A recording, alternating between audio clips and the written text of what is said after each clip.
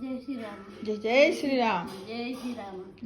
ఈ అమ్మ ఈ అమ్మ ఎంత ఇప్పుడు ఎన్నేళ్ళు ఉంటాయి అమ్మ?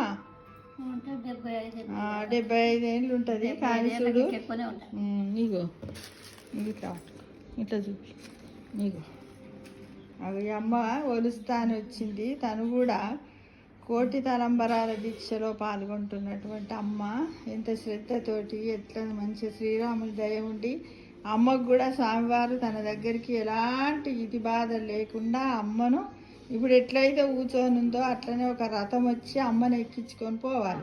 ఎలాంటి చూసి మాట్లాడు, ఇటు చూసి మాట్లాడు.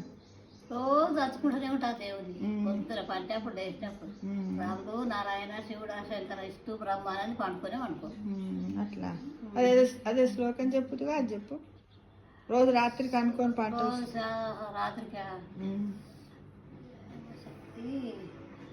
ఓం పరబ్రహ్మ గురుబ్రహ్మ శివశంకర పురుషార్థం సత్యశ్యామల సమేత అమ్మ భగవత్.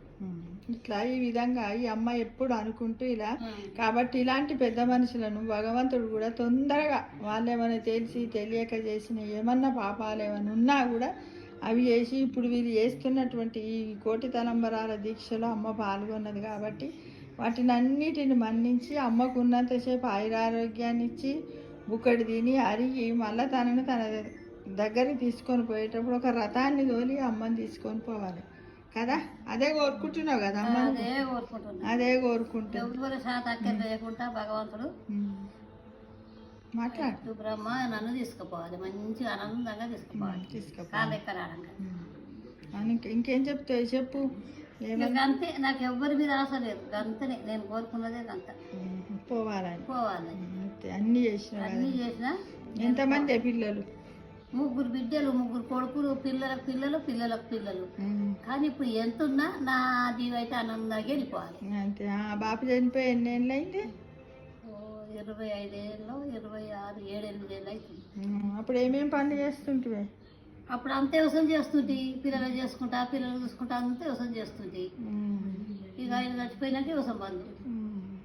ఆయన ఇంకో 6 నెలలకు వస్తాను అనగానే అంత పంచుకోరు, పేరు పడ్డారు.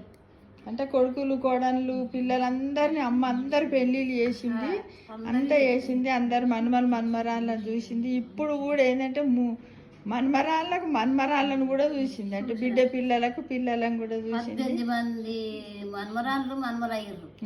అంతమంది గదే కోరుకుంటూ ఇప్పుడు అమ్మ ఏం చేస్తుంది? ఇగో ఈ కోటి తలంబరాల దీక్షలో పాల్గొని ఒడ్లను ఎంత నిష్టగా ఇప్పుడే స్నానం చేసి వచ్చి అక్కడ స్వామి ప్రసాదం స్వీకరించి వచ్చి తిన్నాక అయినా కూడా చేయొచ్చు అమ్మ. దీనికి ఏమి నియమం లేదు. కాకపోతే మనసు పెట్టుకొని చేయాలి అంతే. చేస్తుంది. ఇంకొకసారి జై శ్రీరామ్ అని దండం పెట్టే. జై శ్రీరామ్, జై శ్రీరామ్, జై శ్రీరామ, జై శ్రీరామ, జై శ్రీరామ, జై శ్రీరామ.